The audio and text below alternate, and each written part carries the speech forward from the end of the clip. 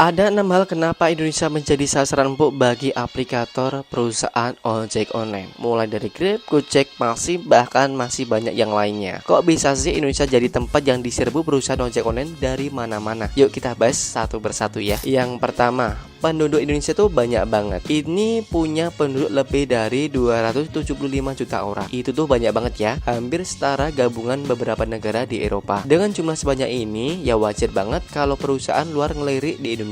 Mereka mikir, wah ini orang segini banyak pasti butuh transportasi juga dong. Dan ternyata benar. Jalan ramai terus, orderan pun nggak sepi ya. Dari Sabang sampai Merauke, orang udah mulai familiar dengan yang namanya ojek online. Yang kedua, pengguna HP gede banget. Sekarang coba deh lihat sekitar kamu, hampir semua orang pegang HP. Bener apa enggak? Anak sekolah, ibu rumah tangga, sampai bapak-bapak rata-rata udah memegang smartphone atau HP ya. Dan karena HP sekarang makin murah, makin banyak yang bisa install aplikasi ojek online dari Grab, Gojek, Shopee dan lain-lainnya. Jadi pasar digital kita tuh aktif banget ya. Itu yang bikin perusahaan luar ngiler buat masuk dan kembangin bisnis mereka di Indonesia. 3. Butuh transportasi cepat dan murah. Kita tahu sendiri ya, macet tuh udah jadi makan sehari-hari di kota-kota besar kayak Jakarta, Bandung, Surabaya, Semarang dan sebagainya. Mau naik mobil, ketahan. Naik motor lebih cepat. Nah, perusahaan ojek online datang bawa solusi naik motor cepat, tinggal order dari HP. Nggak pakai ribet nyetop ojek online di pinggir jalan lagi. Masyarakat kita juga suka praktis dan cepat. Jadi nggak heran lagi ojek online bisa ngebum dengan cepat di Indonesia. Yang keempat, banyak orang butuh kerjaan fleksibel.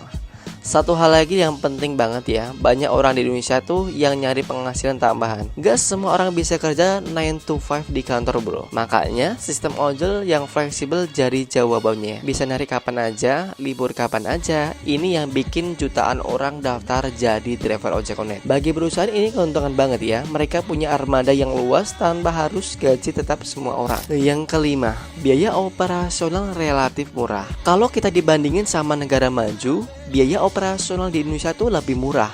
Contoh kecilnya, harga bensin kita masih lebih rendah, gaji UMR juga lebih rendah, dan perusahaan jadi lebih untung karena nggak perlu keluar biaya besar untuk operasionalnya. Itulah kenapa Indonesia jadi tempat yang menggiurkan banget bagi pengembang aplikator ojek online. Yang keenam, Indonesia sering jadi tempat uji coba fitur baru. Kamu nggak sadar ya, banyak fitur-fitur baru yang pertama kali muncul di aplikasi Grab atau Gojek tuh justru munculnya di Indonesia, kayak GrabMart, GoTagihan, GoPulsa, dan sebagainya. Karena orang Indonesia tuh cepet banget adaptasinya guys. Gak lama langsung ngerti, langsung dicoba. Jadi Indonesia tuh kayak laboratorium buat uji coba gitu loh. Kalau berhasil di sini, baru deh dikembangkan di negara lainnya. Jadi kalau kita ditanya kenapa perusahaan ojek online senang banget masuk di Indonesia, jawabannya simpel banget.